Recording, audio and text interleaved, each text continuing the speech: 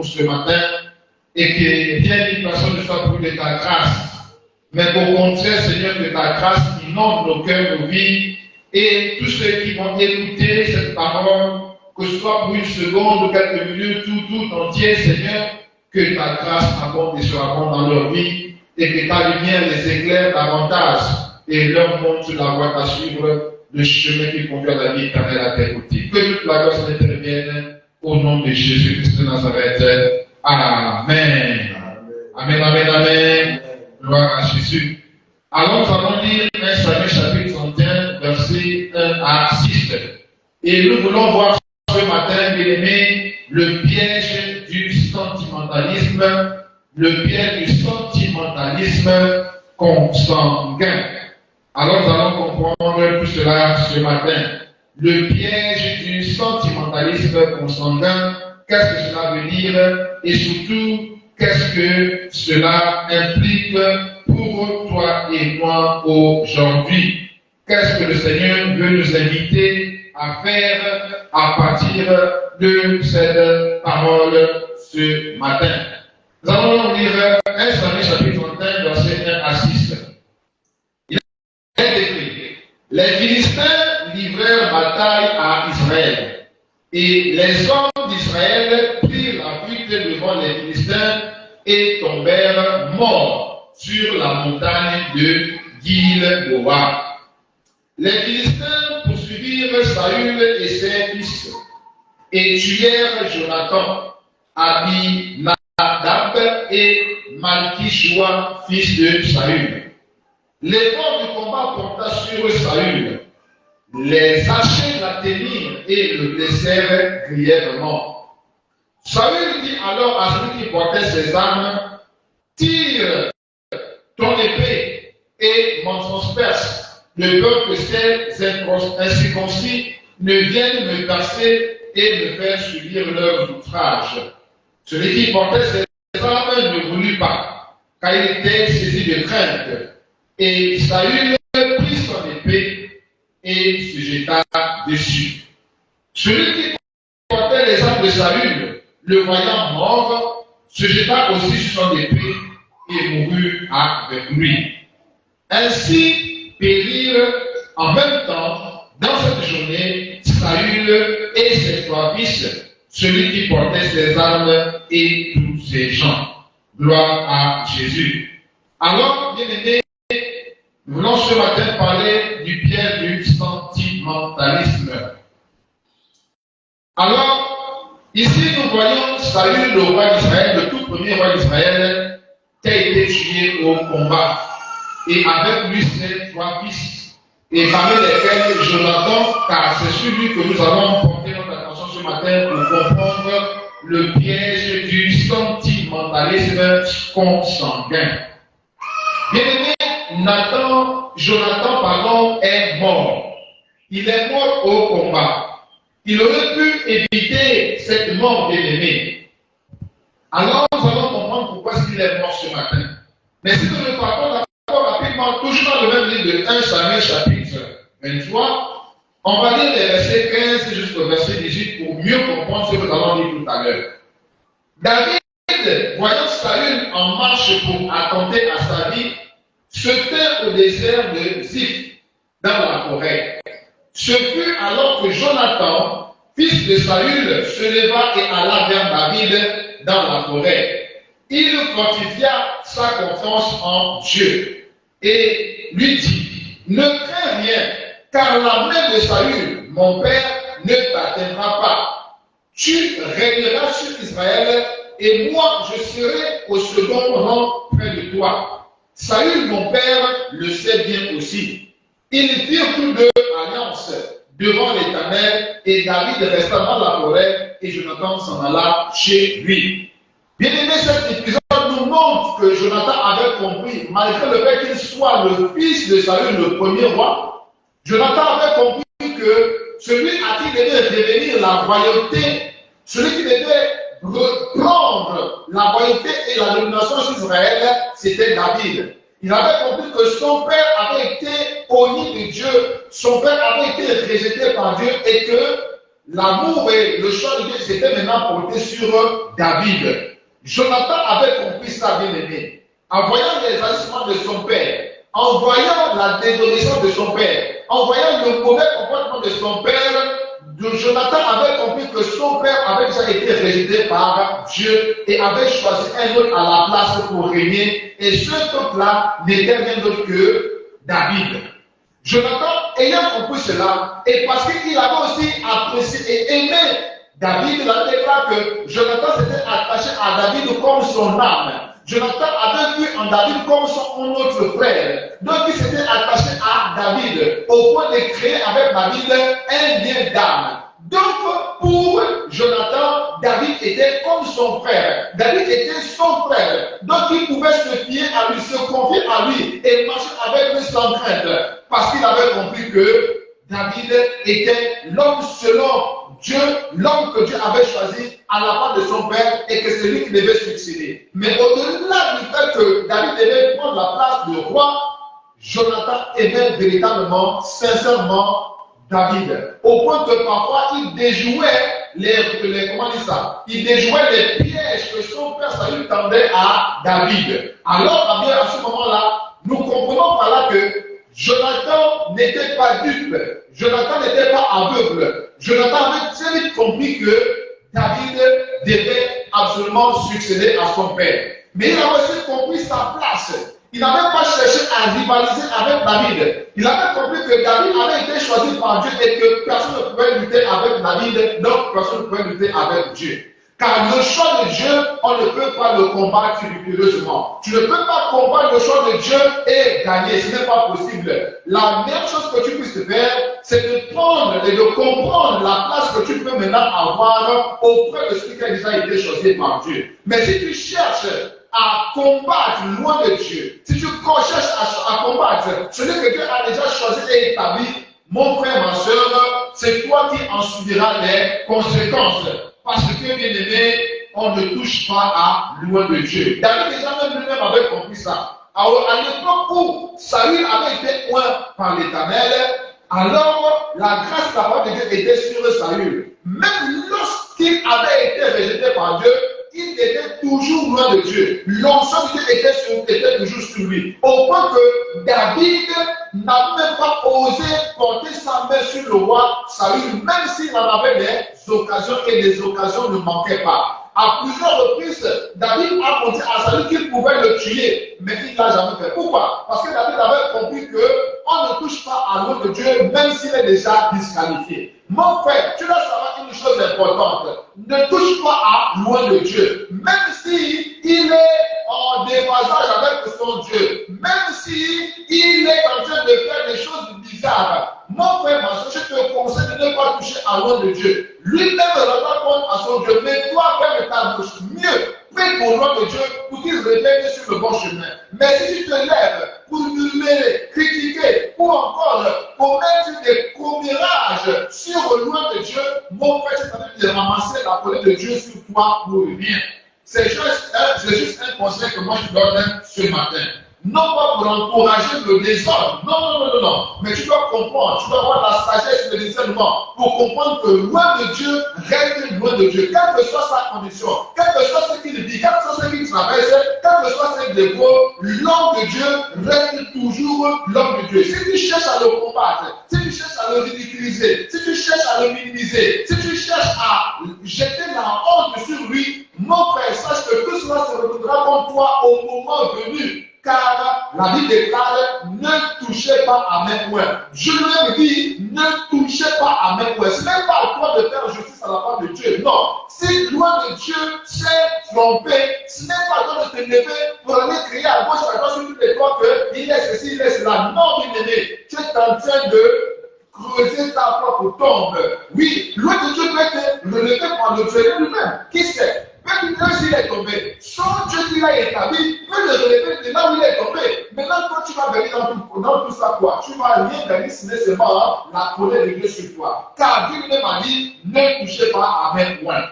Donc, David, étant désormais choisi de Dieu, et Jonathan l'y a compris, alors, mon frère, ma soeur, David était désormais donc le protégé de Dieu. Et donc Jonathan, ni Saül, ni les autres ne pouvaient rien contre David. Même si David n'avait pas encore pris le trône, même si David n'était pas encore assis sur le trône, Jonathan avait compris que celui-là, c'est celui qui va remplacer mon père. Il avait compris que Jonathan devait remplacer son père. Même Saül lui-même savait déjà que David devait le remplacer. Voilà pourquoi il cherchait à le tuer. Mais est-ce que Saül a gagné? Non, il n'a pas gagné. Au contraire, tout ce qu'il faisait, c'était pour sa propre ruine. Et effectivement, lorsque nous repartons maintenant au texte que nous avons lu, qu'est-ce qui s'est passé?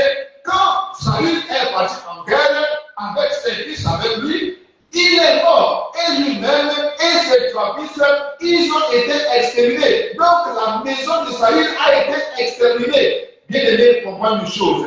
Quand tu combats l'homme de Dieu, quand tu combats le point de Dieu, quand tu combats l'homme de Dieu, c'est toi-même qui tomberas assurément. Sache que c'est toi-même qui tomberas assurément. Parce qu'on ne touche pas à l'homme de Dieu. On ne touche pas à l'homme de Dieu. Oui, bien aimé, on ne touche pas à l'homme de Dieu. Alors, donc je voudrais que ce matin nous puissions comprendre quelque chose. Le sentimentalisme, bien aimé, c'est un danger. Le sentimentalisme, c'est quoi? Le sentimentalisme, c'est cette attitude de celui qui se laisse guider ou conduire par les sentiments.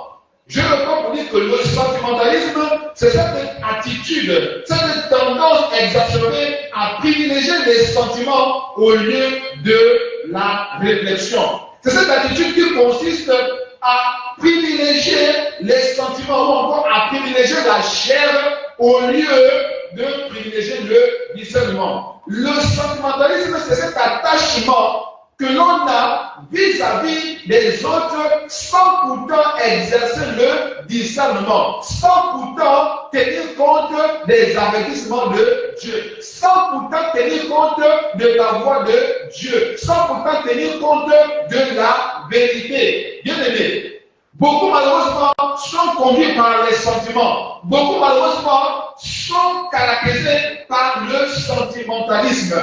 Bien aimé, le sentimentalisme est un piège. Quand, bien aimé, on ne fait pas attention, si on se jette aveuglément dans le sentimentalisme, sans pourtant avoir du recul pour revenir en arrière, ça nous conduit, bien aimé, à notre perte.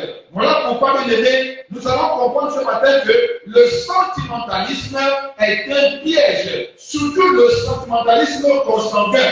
Oui, être consanguin, bien aimé, c'est tout ce qui a un lien avec ou un lien de parenté avec quelque chose. Autrement dit, c'est tout ce qui se dit parlant du côté paternel. Donc, la consanguinité, c'est le lien de parenté. Donc, quand on est sentimentalisme consanguin, ça veut dire quoi? Ça veut dire que tu es plus attaché à tes parents. Tu es plus attaché à tes parents au lieu de t'attacher à la vérité. Bien aimé, c'est un piège que de s'attacher à ses parents. Quand je dis parents, c'est non seulement les parents biologiques, mais les parents sont aussi des connaissances, les personnes avec qui tu es déjà habitué, les personnes avec qui tu es déjà attaché. Et à ce moment-là, cet attachement est un piège pour toi. Pourquoi? Au lieu d'écouter la vérité, au lieu de suivre la vérité, tu vas plutôt suivre cette personne à cause du lien que vous avez. C'est un piège, mon frère, ma soeur. C'est un piège, bien-aimé, que de suivre les personnes à cause du lien de parenté. Que de s'attacher aux personnes et de refuser la vérité à cause du lien de parenté. Si tu vas sur quelqu'un, si tu suis quelqu'un, si tu marches avec quelqu'un à cause du lien de parenté, au lieu de suivre quelqu'un à cause de la vérité, bien aimé, ce lien de parenté devient un piège pour toi. C'est ce qu'on appelle le sentimentalisme consanguin. Voilà, bien aimé, le problème de Jonathan. Nous voulons comprendre ce matin pourquoi est-ce que Jonathan est mort alors qu'il n'aurait pas dû mourir. Pourquoi est-ce que Jonathan est mort, bien aimé? Il est mort à cause du sentimentalisme consanguin. Il est mort parce qu'il était attaché aussi à son père. Il était attaché à son père. Il était sous le joug de son père. Il était tellement attaché à son père que, au lieu de se souvenir de l'alliance qu'il avait faite avec David, il s'est plutôt contenté de son lien avec de son père, de sa filiation avec son père. Or, son père était déjà rejeté, lui-même le savait. Mais malgré ça, il est resté attaché à son père. Bien aimé, quand tu restes attaché à ce qui a déjà été vomi, toi aussi tu seras vomi si tu ne te réponds pas. Je le prends pour te dire.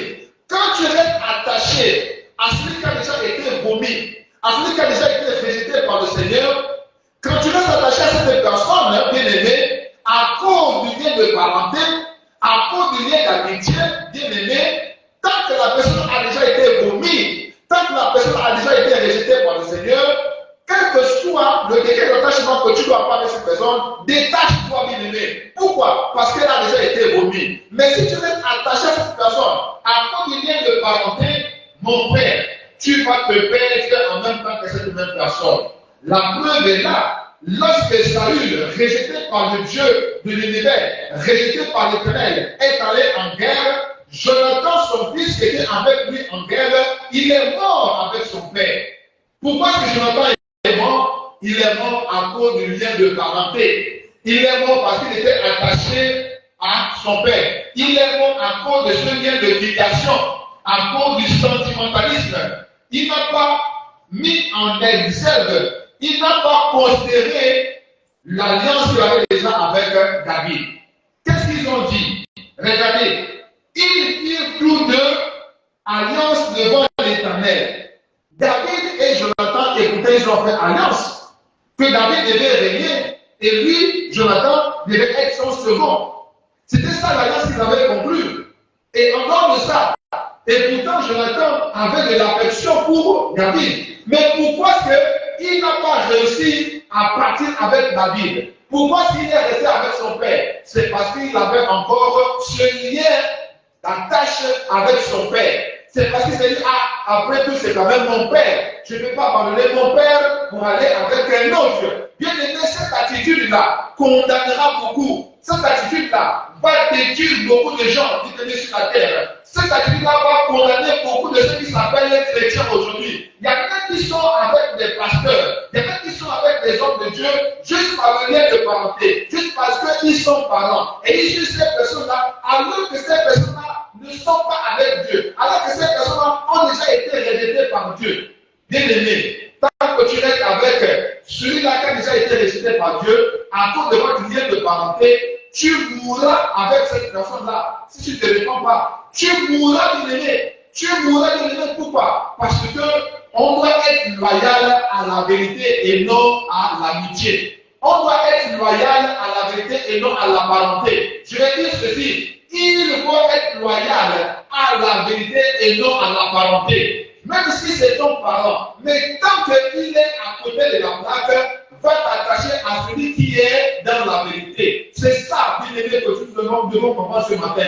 Même si c'est ton frère, même si c'est ta soeur, même si ton père, même si Dieu l'a déjà rejeté, si Dieu est déjà loin de lui, mon frère, quelle que soit la parenté, quel que soit le mec de parenté, détache-toi et et va t'attacher plutôt à l'eau de Dieu que Dieu approuve. Va maintenant t'attacher sur maintenant celui que Dieu a déjà approuvé. Mais celui que Dieu a déjà rejeté, dégage-toi de celui-là et marche avec celui que Dieu est en train d'approuver les voies. Car il déclare que lorsque l'Éternel approuve les voies des hommes, il dispose même ses ennemis. Alors, mon frère, ma soeur, ce matin, tu dois savoir une chose. On ne doit pas suivre les gens à cause du lien de parenté. Non, on doit suivre les gens à cause de la vérité. Je dis ceci, on ne doit pas s'attacher aux hommes de Dieu aujourd'hui à cause du lien de parenté. C'est une erreur grave. On doit s'attacher aux hommes de Dieu à cause de la vérité qu'ils prêchent. Non pas à cause de la parenté aimée. Pourquoi? Parce que la parenté est un piège. Le sacramentisme consacré est un piège. C'est ce que nous devons comprendre ce matin. Et toi et moi devons sortir de ce piège du sentimentalisme consanguin. On doit sortir de ce piège de s'attacher aux hommes de Dieu, aux esprits de Dieu, à cause du lien de parenté. C'est une erreur grave. Car qui sait, peut-être qu'il a déjà été évolué par Dieu. Qui sait, peut-être que ton parent que tu aimes là, ton parent que tu sais là, peut-être qu'il n'est pas dans la voie de Dieu. Et tu es attaché à lui à cause de ce lien de parenté. C'est une erreur grave. Jonathan l'a su, mais à ses dépens. Jonathan a subi les conséquences de son erreur de rester avec son père. Il aurait pu partir avec David, mon frère, ma soeur. Jonathan aurait pu laisser son père, puisque lui-même savait que son père était déjà aboli par Dieu. Lui-même, Jonathan savait que David assurément devait prendre le pouvoir. Et ils ont fait une alliance que lui devait être second. C'était établi. Ils ont tissé l'alliance devant Dieu. Mais pourquoi il n'a pas abandonné son père? Il n'a pas abandonné son père tout simplement parce qu'il était attaché à son père. Il n'a pas abandonné son père. Pourquoi? Parce qu'il a considéré le lien là.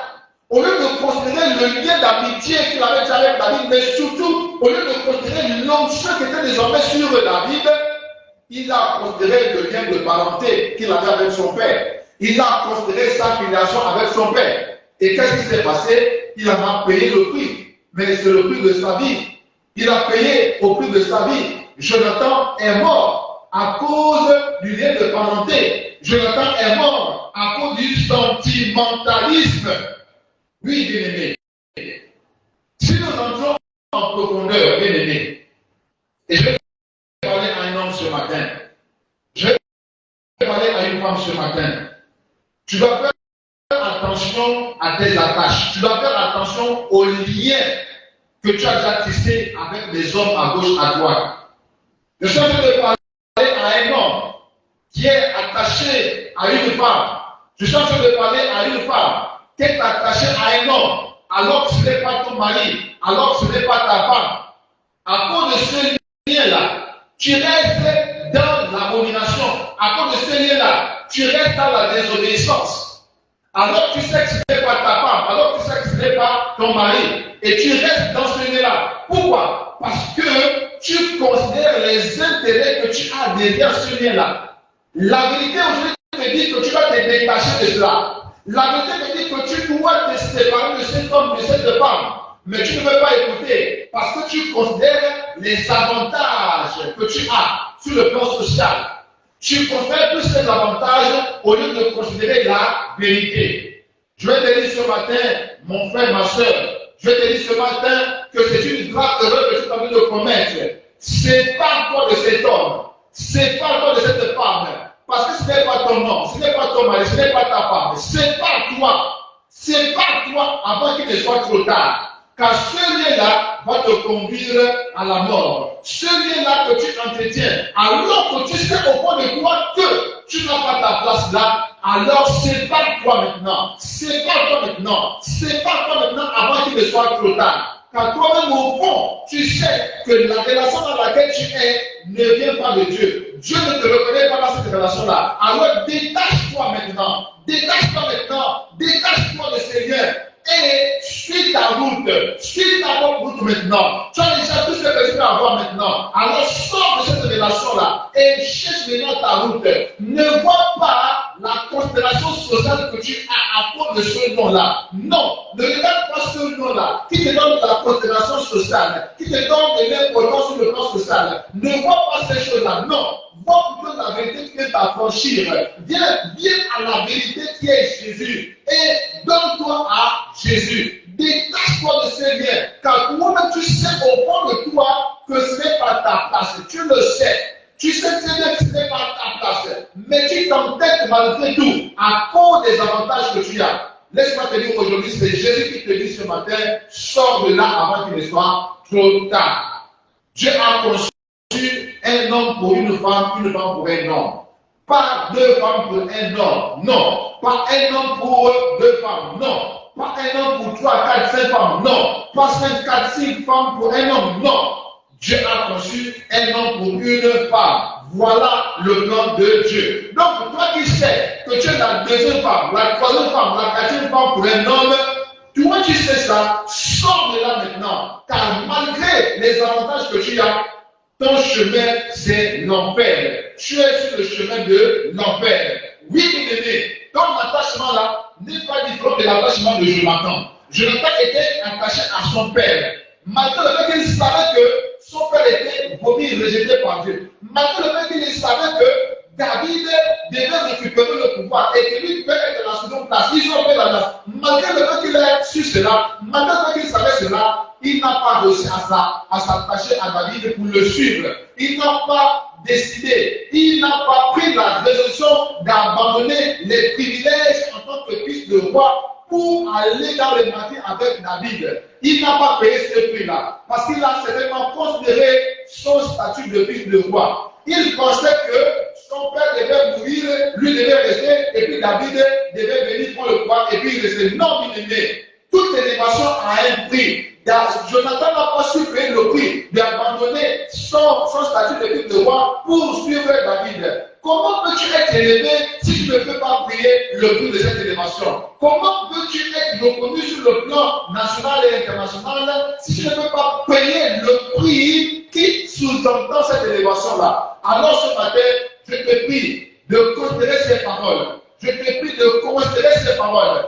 David ou Jonathan, je veux dire, Jonathan peut-être n'a pas eu des conseillers pour lui dire, écoute, tu connais déjà ta position, tu connais déjà la position de ton père, tu connais déjà la position de David, alors sors du joug de ton père, sors de la charrette de ton père, sors du confort de ton palais, va maintenant avec David. Personne peut-être n'était là pour le conseiller. Mais toi aujourd'hui, tu reçois le conseil ce matin. Tu dois savoir une chose.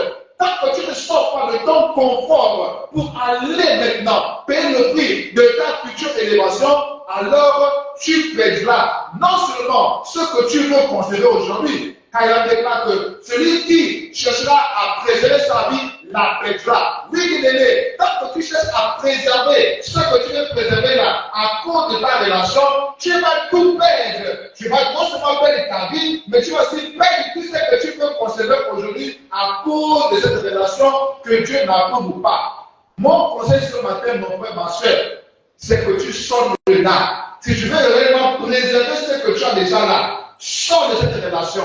Sors de cette relation. Sinon tu vas, et c'est pas te perdre toi-même, mais aussi perdre ce que tu as aujourd'hui. Jonathan a subi cela. Jonathan voulait certainement conserver son statut de fils de roi et être adjoint au roi derrière David sans abandonner le palais.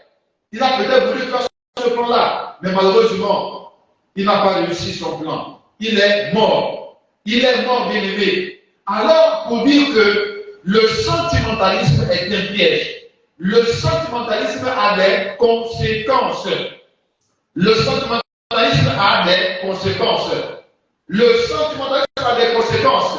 Bien aimé, quand tu es attaché à ton père, quand je dis père, vois tous ceux qui sont au-dessus de toi. Vois ton père tes aînés. Vois ton père tous ceux-là qui ont une certaine hauteur, une certaine élévation à tous les niveaux. à tous les secteurs, bien aimés. Vois ton Père ceux qui t'ont précédé, soit dans le ministère, soit dans l'œuvre que tu fais, soit dans la position où que tu occupes actuellement, soit dans la relation que tu occupes actuellement. Vois ton Père ceux-là qui peuvent te conseiller, te guider. Je te dis ce matin, tu es attaché à eux, à cause de ce lien-là seulement, alors que la vérité vient te dire que là où tu es là, ce n'est pas bon. Si tu continues à rester attaché à ton Père, alors que tu sais que ton Père est déjà au lit, alors que tu sais que ton Père est déjà rejeté, et que celui qui va prendre le pouvoir est là, que celui qui a la vérité est en train de te prêcher la vérité, mais tu retournes à la vérité pour rester attaché au mensonge, alors tu mourras. Tu mourras, bien aimé. Jonathan est la preuve. Jonathan est cet exemple de tous ceux qui sont attachés au Père, de tous ceux qui sont attachés sentimentalement à leur Père. Mais malheureusement, alors que ces derniers sont déjà remis depuis longtemps. C'est ça l'erreur qu'il faut éviter. Donc, le sentimentalisme consanguin a des conséquences. Alors, voici une des conséquences. Lorsque tu es sentimentalement attaché, en dehors de la volonté de Dieu, je veux dire en dehors de la vérité de Dieu, tu vivras en dehors de la volonté de Dieu. Je reprends pour dire, quand, bien aimé, tu vis dans le sentimentalisme consanguin, autrement dit, quand tu es attaché à quelqu'un juste à cause de ce lien, parce que vous êtes de parenté, mais sachant que ce parent-là n'est pas ou ne fait pas la volonté de Dieu, ou peut-être que tu ignores qu'il ne fait pas la volonté de Dieu, mais qu'importe, ce qu'on voit ici là, c'est le lien, l'attachement que tu as à cette personne-là, le fait que tu suis la personne à cause du lien de parenté. Quand tu vis dans ce genre de choses, bien aimé, quand tu vis dans ce genre de relations, bien aimé, tu vis en vérité en dehors de la volonté de Dieu. On va lire rapidement ce texte. 1 Samuel chapitre 31, verset 7. Il est écrit, ceux d'Israël qui étaient de ce côté de la vallée et de ce côté du Jourdain, ayant vu que les hommes d'Israël s'enfuyaient et que Saul et ses fils étaient morts, abandonnèrent leur ville pour prendre aussi la fuite. Et les Philistins allèrent s'y établir.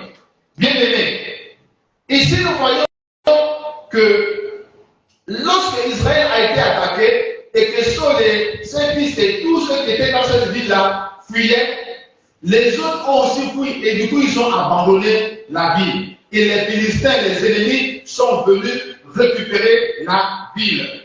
Ça c'est le 1. Lisons un deuxième texte. Après je vais résumer tout ça. Lorsque nous lisons Galates 5, verset 17. Galates 5, verset 17 dit quoi? Il est écrit ceci. Galates 5, verset 16. On va lire le verset 16. Je dis donc, marchez selon l'esprit et vous n'accomplirez pas les désirs de la chair. Car la chair a des désirs contraires à ceux de l'esprit et l'esprit en a contraires à ceux de la chair. Ils sont opposés entre eux afin que vous ne fassiez point ce que vous vouliez. Donc ici, Galates 5, verset 17, dans cette dernière partie-là, montre que lorsque on ne s'attache pas à la vérité, lorsque on marche selon le lien de la chair, alors à ce moment-là, on sort de la volonté de Dieu. Ça c'est le 2. Et le 3, lorsque nous lisons le livre que nous venons de lire, donc 1 Samuel, chapitre 31, verset 2, de 6 à 7, on a compris que Jonathan est mort suite à la campagne de guerre qu'il a menée avec son père. Donc il y a 3 choses que nous remarquons ici. Il y a 3 conséquences que nous remarquons ici. La première conséquence, c'est être hors de la volonté de Dieu. La deuxième conséquence, c'est la mort. Et la troisième conséquence, c'est la perte ou la dépossession des intérêts qui guidaient ou qui étaient à l'origine du sentimentalisme qu'on a exercé. 3 conséquences, bien aimés. 3 conséquences. Première conséquence, la mort. Deuxième conséquence, vivre en dehors de la volonté de Dieu. Et troisième conséquence, perdre tous les avantages qu'on avait lorsque on suivait cette personne qui avait déjà été hérédité, mais on était attaché à cette personne à cause de parenté. On perd tout. On perd nous-mêmes, nous mourons et on est hors de la volonté de Dieu. Mais, bien aimé, à quoi cela aurait servi de gagner toutes ces choses à la fin? Tu perds tout. Et non seulement ta vie, mais tu perds même les biens là en question. Ça t'aurait servi à quoi alors d'être attaché à ces personnes alors qu'ils n'étaient pas conformes à la volonté de Dieu, alors qu'ils étaient déjà bannis de Dieu, alors qu'ils étaient déjà rejetés de Dieu. Tu vois que ton sentimentalisme, son consanguin n'a pas payé. Au contraire, ça a payé négativement. Ça t'a entraîné à la mort, ça t'a entraîné à la destruction, ça t'a entraîné donc au dépouillement total. Et ce n'est pas ce que le Seigneur veut. Ce que nous devons savoir, bien aimés, ce matin, c'est que Dieu veut que nous soyons loyaux envers la vérité. On doit être attaché à la vérité. On ne doit pas être attaché au lien de parenté. Non, c'est une erreur grave. Beaucoup aujourd'hui sont dans les églises parce que leur oncle est là-bas, parce que leur frère est là-bas, parce que leur frère est là-bas, parce que leur cousin est là-bas, parce qu'un parent est là-bas. Et on parle prier dans cette église à cause de notre père, de notre frère, de notre parent qui est là-bas. Ça, c'est une erreur grave. Mais imagine un peu que dans cette église-là, Jésus n'y est pas. Et malheureusement, sur 10 églises, 9 sont dans les choses bizarres. 9 églises sur 10 sont en dehors de la volonté de Dieu. 9 églises sur 10 sont déjà vomies par l'Éternel. Maintenant que toi tu vas dans cette église-là, parce qu'il y a ton parent là-bas, est-ce que tu trouves normal de réagir ainsi? Non. C'est un manque de sagesse. C'est un manque de discernement. Or, justement, le sentimentalisme, c'est le fait d'être guidé par la chair. Le sentimentalisme, c'est le fait d'être conduit, dirigé par les sentiments, au lieu d'être dirigé par l'Esprit de Dieu, au lieu d'être dirigé par le discernement de l'Esprit. On est dirigé par la chair, par les sentiments. Malheureusement, beaucoup sont dans cette condition-là. Ils sont dirigés par l'esprit, l'esprit de ce monde. Ils sont dirigés par la chair. Ils sont dirigés par leurs sentiments. C'est dangereux de l'aimer. Toi qui es dans cette condition-là, sors de là maintenant au nom de Jésus. Toi qui es attaché à cette personne-là à cause des sentiments, alors que tu sais que ça là, c'est pas bon, sors de là. Toi qui es attaché à cette personne à cause des sentiments, ah, je l'aime, alors que tu sais que la relation n'est pas bonne, alors que tu sais que la relation n'est pas approuvée par Dieu, sors de là maintenant. Sinon, à cause de tes sentiments-là, tu vas mourir et tu vas aller en enfer. Et tu vas perdre tout ce que tu veux conserver aujourd'hui. Bien aimé, il faut partager cette parole. Parce que cela va même jusqu'au niveau de l'État. Toi qui vis dans une relation et tu sais que la relation-là n'est pas approuvée par Dieu, tu sais que ce n'est pas ta place-là, sors de là maintenant. Sors de là maintenant au nom de Jésus. Sors de là avant qu'il ne soit trop tard. Sinon, tu vas perdre ta vie et tu vas perdre tout ce que tu as. Voilà l'avertissement que Dieu te donne aujourd'hui. Et il faut partager ce message, bien aimé. Il faut que ça arrive même jusqu'aux autorités. Sors de là, mon frère, sors de là, ma soeur. Tu sais que la relation dans laquelle tu es, ce n'est pas approuvé par Dieu. Ce n'est pas ta place. Sors de là avant qu'il ne soit trop tard. Jonathan n'est pas sorti du giron de son père. Jonathan n'est pas sorti de la couveuse de son père. Jonathan n'est pas sorti du confort du palais de son père.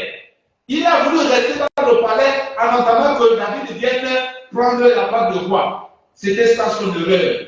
Bien aimé, n'attends pas là où tu es. La bonne solution à faire, c'est de sortir tout simplement. Parce que demain ne t'appartient pas. Les circonstances ne vont pas toujours être en ta faveur. Jusqu'ici, les situations ont été en ta faveur. Tu vis tranquille, tu manges, tu dors, mais bien aimé, lorsque le temps viendra, tu vas mourir.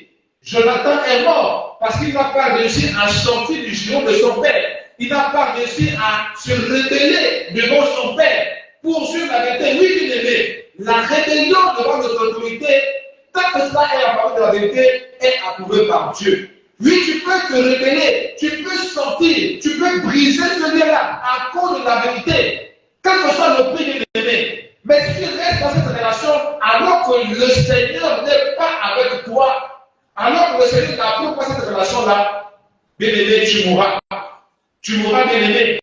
Et ce n'est pas ce que Dieu veut. Dieu veut que tu puisses sortir de là où tu es. Parce qu'en réalité, Dieu veut la vérité. Donc, pour dire, bien-aimé, pour conclure, bien-aimé, nous devons être loyaux.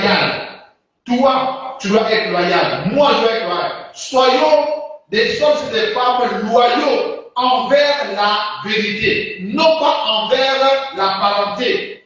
Soyons loyaux envers la vérité et non envers la parenté. Car la loyauté envers la parenté entraîne à la destruction, entraîne à la mort. Oui, la loyauté envers la parenté n'est qu'illusion. Mais la loyauté envers la vérité, ce n'est que le salut. Oui, bien-aimé, sois loyal à la vérité. Sois loyal à la vérité. C'est ce qui va te sauver. Ne sois pas loyal envers la parenté. Non.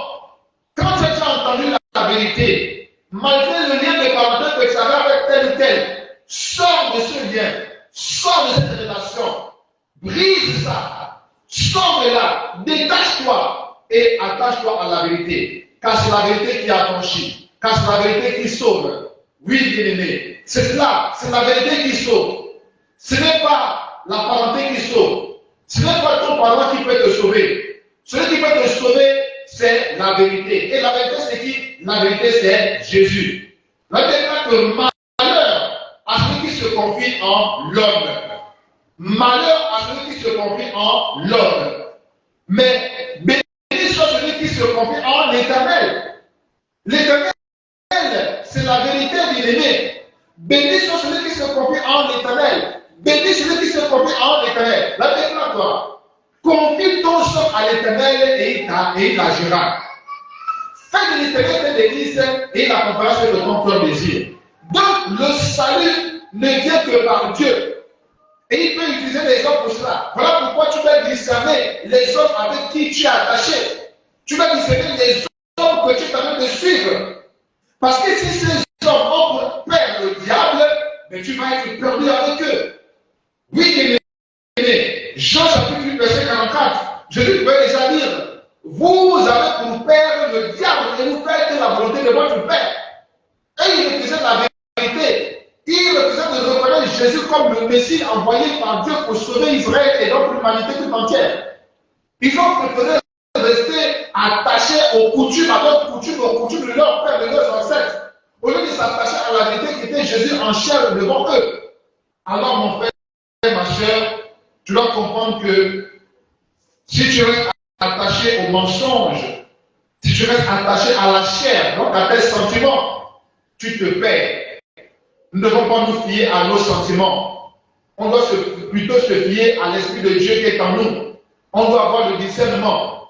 Voilà, bien-aimé, c'est le discernement qu'il faut exercer. Ce ne sont pas les sentiments qu'il faut considérer, non. C'est le discernement qu'il faut considérer. Et beaucoup aujourd'hui vivent dans le malheur, dans la tristesse, parce qu'ils n'ont pas discerné la volonté de Dieu. Ils se sont fiés à leurs sentiments. Beaucoup ont fait de mauvais choix. Beaucoup ont fait des choix de mauvais conjoints.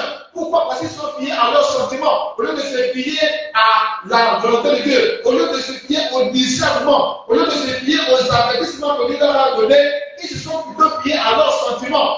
Et aujourd'hui, ils sont malheureux. Aujourd'hui, ils vivent dans des foyers malheureux. Aujourd'hui, ils vivent dans le désordre. Pourquoi? Parce qu'ils ne se sont pas fiés au discernement. Ils ne sont pas fiés à la voix de l'esprit, mais se sont fiés à leurs sentiments. Ne faites pas cette erreur-là, bien-aimé. Ne faites jamais cette erreur de se fier aux sentiments. Parce que les sentiments, de manière générale, sont menteurs. Voilà pourquoi on les appelle les sentiments. Les sentiments, c'est le senti, c'est le ressenti, mais qui est menteur. Parce que le ressenti ne peut pas être à la base de la vérité. Non. On peut ressentir tout et n'importe quoi. Mais celui qui va te conduire à la vérité, c'est l'Esprit de Dieu. C'est le discernement. C'est le discernement qui pas te permettre de savoir que le sentiment que tu as là vient de Dieu ou vient du diable. Parce que le diable est capable aussi de susciter en nous les sentiments. Et donc, si tu te vis à tes sentiments exclusivement, tu seras perdu. Le diable va profiter de ton ignorance ou de ton manque de discernement pour te conduire avec lui dans les temps de feu. Voilà pourquoi, bien aimé, ce matin, tu dois comprendre qu'on doit être loyal, lié à la vérité. Oui, on peut respecter les gens autour de nous, c'est une bonne chose. Mais tant que ces personnes ne sont plus dans la vérité, on doit pouvoir se débarrasser, ou encore on doit pouvoir les abandonner pour aller s'attacher à la vérité. C'est ça le principe. On ne va pas dans une église parce que mon mari est là-bas, parce que ma femme est là-bas. Non, on va dans une église parce que Dieu m'a demandé d'aller dans cette église. Parce que j'ai prié Dieu et Dieu m'a dit, il faut aller prier là-bas. C'est pas parce que mon père est là-bas, ma mère est là-bas, mon frère est là-bas, mon mari est là-bas, ma femme est là-bas, ou bien mon père est là-bas. Non, ça c'est les sentiments, ça c'est la chair. Et la chair ne peut produire que la corruption. On doit aller à l'église parce que Dieu m'a dit, il faut aller prier là. C'est ça, bien aimé. Voilà pourquoi, bien aimé, on doit être loyal bien à la vérité. On doit être attaché bien à la vérité. On peut être attaché aux hommes, mais jusqu'à ce que, bien aimé, le Seigneur lui-même nous dise reste attaché à ces hommes. Mais si on constate que l'homme là n'est plus dans la vérité, on doit pouvoir se détacher de ces hommes. On doit pouvoir se détourner de ces hommes pour chercher là où se trouve la vérité. Or, beaucoup aujourd'hui ne font plus cela. Ils devraient rester là parce qu'ils sont attachés à ces hommes-là, parce que ce sont leurs parents. Bien aimés, la parenté tue beaucoup et va encore tuer beaucoup. Ne cherchons plus la parenté, cherchons plutôt la vérité. C'est celui qui est dans la vérité qui est réellement ton parent. C'est ça la vérité, bien aimé. C'est celui qui est dans la vérité qui est ton parent. Parce que ton propre père peut te tuer, ta propre mère peut te tuer, ton propre frère de sang peut te tuer. Mais celui qui est dans la vérité, celui qui est dans la vérité, c'est celui-là qui va te donner la vie. Alors, bien aimé, nous devons être des hommes et des femmes loyaux à la vérité et non à la parenté. Ainsi, nous aurons la vie éternelle. Car, bien aimé, pour terminer, on va lire ce passage. Psaume, chapitre 107, il est écrit ceci, puis j'arrive à la page rapidement. Psaume 107, verset 25, il est écrit ceci. Verset 25, il est écrit ceci. C'est David qui parle. Car j'ai été jeune, j'ai vieilli, et je n'ai point vu le juste abandonné, ni sa postérité mendiant son pain. Qu'est-ce que nous voulons comprendre? Le juste, c'est celui-là qui a fait la part des choses. C'est celui-là qui a su discerner que oui, malgré le fait que celui-là c'est mon parent, mais comme il n'est pas dans la vérité, moi je préfère prendre la vérité. Moi je préfère être du côté de la vérité. C'est celui-là qui est juste. Le juste, c'est toute personne qui choisit la vérité et non la parenté. Ce n'est que justice de choisir la vérité, bien aimé. Ce n'est que justice. Ce n'est que normal de choisir la vérité. On ne doit pas choisir la parenté, bien aimé. Quand il y a la parenté qui est là et la vérité qui est là, ce qui est juste, c'est quoi? C'est de choisir la vérité. Quitte à ce qu'on soit mal vu de notre parent ou de notre famille. Mais le plus important, c'est que tu sois dans la vérité, que tu sois avec la vérité qui est Jésus. C'est cela la vérité, bien aimé. C'est cela qui est juste. C'est cela qui est normal. Et quand tu choisis la vérité, bien aimé, Dieu ne pourra jamais t'abandonner. Jamais. Et David l'a compris. Verset 25, j'ai été jeune, j'ai vieilli, et je n'ai point vu le juste abandonné. David a fait l'expérience. Il a été jeune, il n'a jamais vu quelqu'un abandonné. Il a vieilli, il n'a jamais vu quelqu'un abandonné. À cause de sa justice. Non, au contraire. Parce que Dieu est tellement juste qu'il sait aussi récompenser ceux qui choisissent la vérité, ceux qui demeurent fidèles. Donc quand tu choisis la vérité, quand quelles que soient les conditions, même si tu es abandonné par tes parents, mais Dieu, lui, ne t'abandonnera jamais.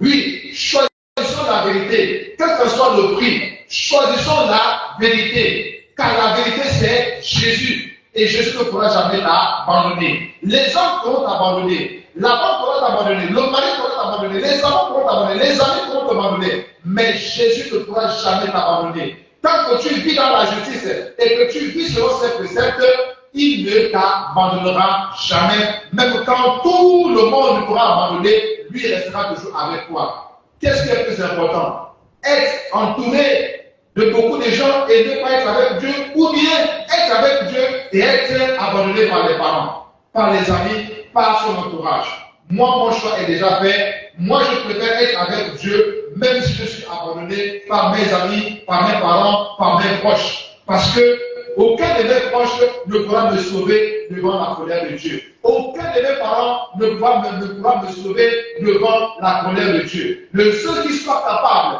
et qui me sauvera de la colère de Dieu, ce n'est que Jésus-Christ de Nazareth, car celui qui est la vérité et celui le chemin qui conduit au Père.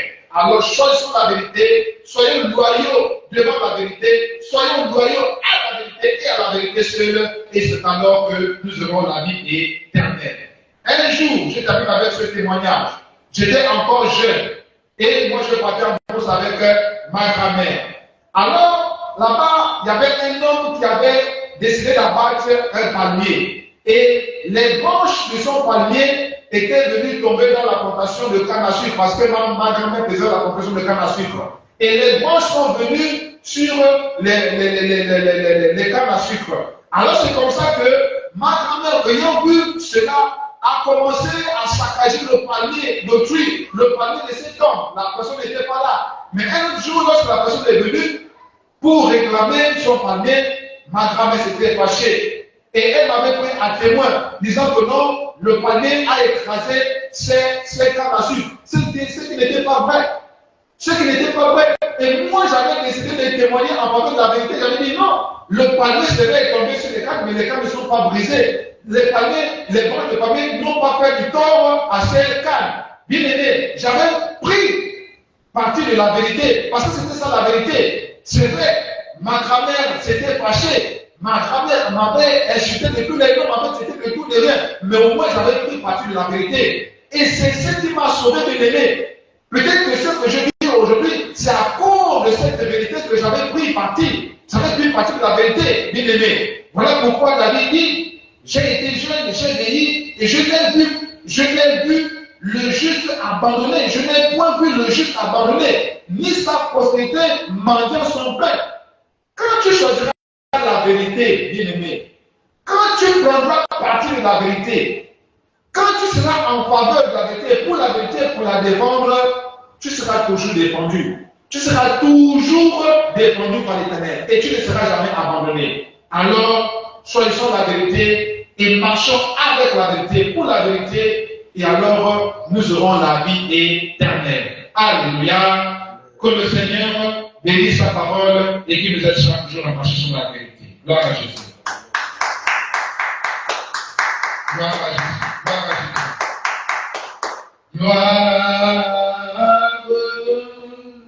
Gloire.